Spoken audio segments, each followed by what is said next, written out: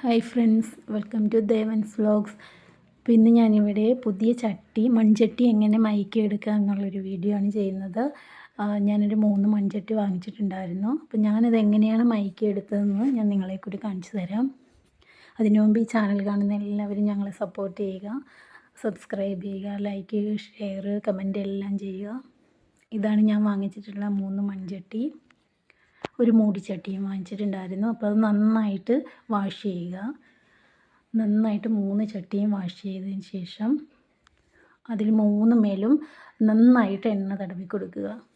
ഞാൻ ഇതൊക്കെ മുന്നേ കുറേ നാൾക്ക് മുന്നേ ഒരു മൺചട്ടി വാങ്ങിച്ച് എണ്ണ തടവി ഡയറക്റ്റ് ഞാൻ സ്റ്റൗവിലോട്ട് വയ്ക്കുകയാണ് ചെയ്തത്. പക്ഷെ അത് പടക്കം പൊട്ടുന്നതുപോലെ പൊട്ടിത്തെറിച്ചായിരുന്നു.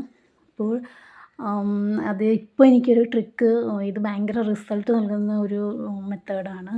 അപ്പോൾ ഇതെല്ലാവരും ട്രൈ ചെയ്ത് നോക്കണം. ഈ 3 ചട്ടിമേലും ഞാൻ നന്നായിട്ട് എല്ലാ ഭാഗത്തും എണ്ണ തടവിയിട്ടുണ്ട്.